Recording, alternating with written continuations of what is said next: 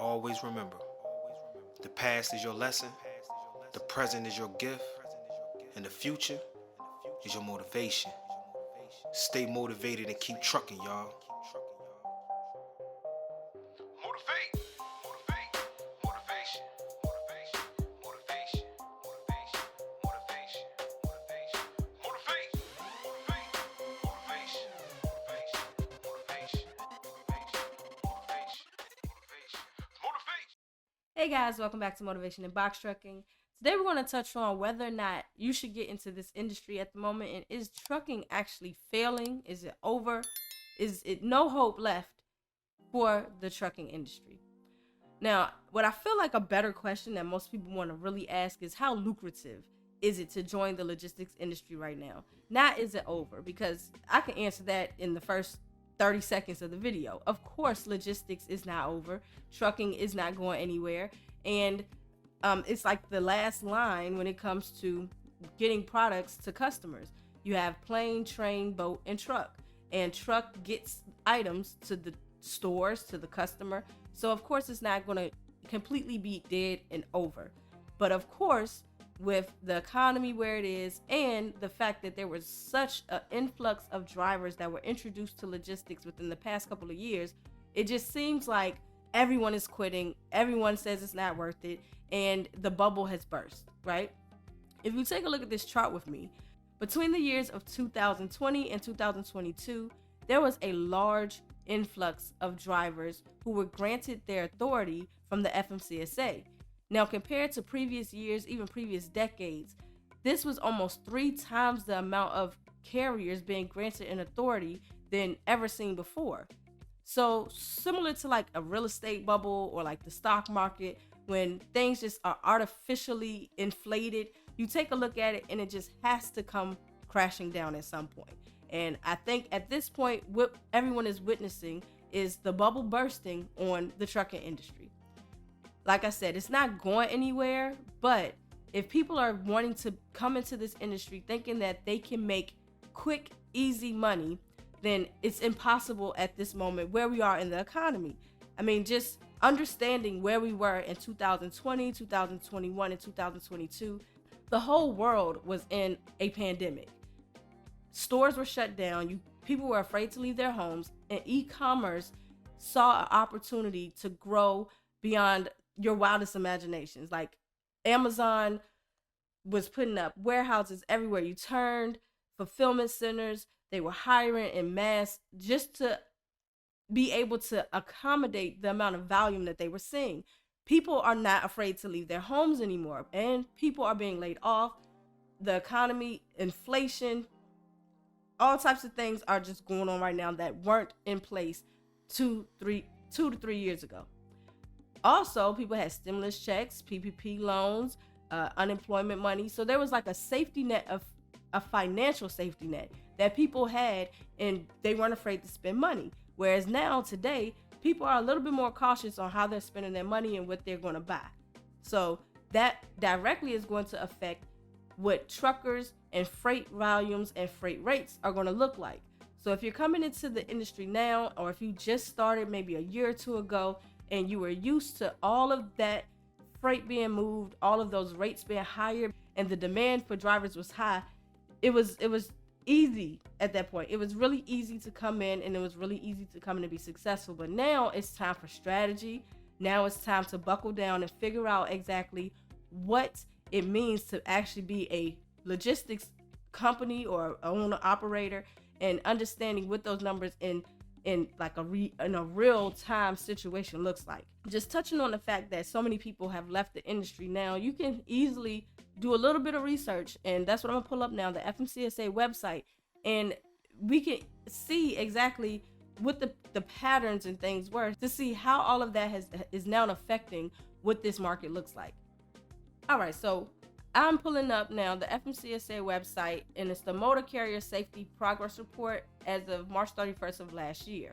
I'm gonna scroll down. If you want to take a look at this on your own, it is on the FMCSA website, but I'm just focusing on the new safety audits, the new entrant safety audits that were done over those 3 years, and it kind of gives you an insight as to why a lot of people from the start were just leaving before they even really had a chance to understand the industry. In 2020, there were 40,723 new entrant safety audits that were submitted. Now, the ones that were completed on time, it was only 87.9% that were completed on time. The next year, there were 44,381 audits. Only 86.7% were completed on time. And then last year, there were 29,312 audits, but only 75% of those were actually completed on time. The pass rate over those 3 years for those who actually did complete the audit didn't really fluctuate that much. It was between 91 and 92%. So that really isn't an indicator of anything. But if you take a look down at the new entrant out of service orders, now out of service order could have been placed because they refused the audit. They didn't contact the FMCSA to actually complete one. They had expedited actions in order to repair or replace whatever the situation was that caused them to be out of service, or if they just completely failed the safety audit all around. There were 15,755 audits that were placed out of service. So before their business even had a chance to get off the ground, because new entrant safety audits are completed within the first year or so. In 2021, there was 15,415 that were placed out of service. And then in 2022, there were 10,344 companies that were placed out of service. So if they didn't rectify those out of service orders, then they were no longer in business. Now, looking at those numbers, it gives you more of an insight as to why it's such a negative light that's being shown on the logistics industry and the trucking industry, because a lot of owner operators were failing. They were not even passing their new entrant audit, let alone those who were failing beyond the new safety audit with any other inspections getting placed out of order. People financially couldn't afford, once the pandemic slowed and stimulus checks and things were not being provided and people didn't have that financial safety net. People were not willing to spend as much money, and therefore coming into this industry, you were kind of left hanging. And at that point, financially, people couldn't survive. If rates were not compensating for the fact that inflation has risen, gas prices have gone up, and then of course, if you came in with at any point with the rental, you were going to drown, because the rental rates have skyrocketed to a point where it's like, I don't know if they're intentionally trying to put us out of business or not, but it's impossible to profit with going with the rental companies. So looking at all of the factors, yes, it does seem like there is an overwhelming amount of carriers who are failing, and trucking is trash.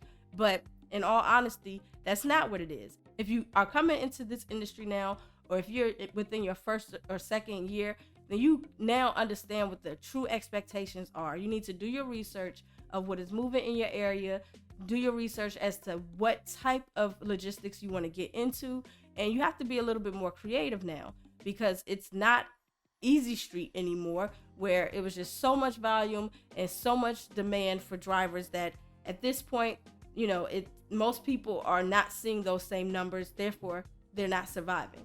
Is it impossible for you to survive? No, you just have to have a strategy. Make sure that you have your business plan and your model in place so that you understand what you have to do in order to maintain, especially during slow seasons like this.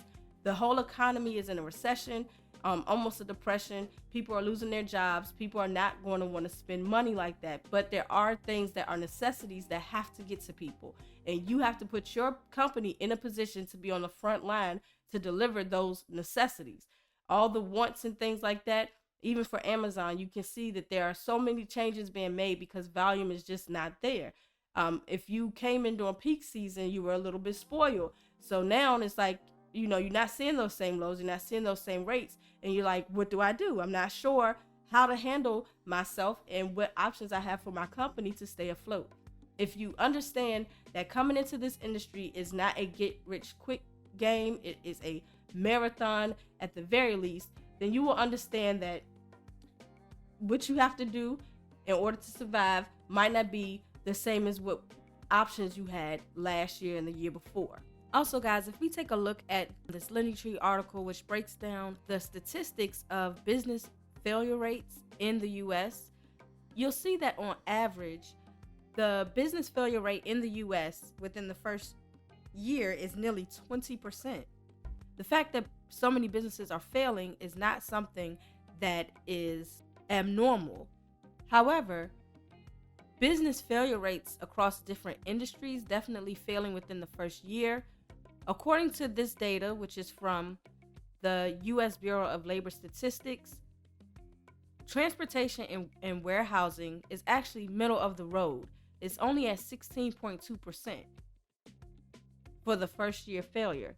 And also traditionally, the following industries with the smallest business failure rates is real estate, agriculture, which includes truck drivers, and that's usually at 12.3%, and retail, trade, and healthcare. If you're looking at logistics and longevity, you actually have the potential to be successful overall compared to joining some other type of industries across America. And we know that this is due to the importance of logistics in our society and the way that we have a capitalistic society, people always purchasing things and they always need to be delivered to the customer. Is the trucking industry dead? Absolutely not. We all know that logistics is needed. It is a necessary part of society in order for everyone to get the things that they need and they want. You just need to put your company in a position that is on the front line for those things that are needed in your area or around the country if you're doing OTR.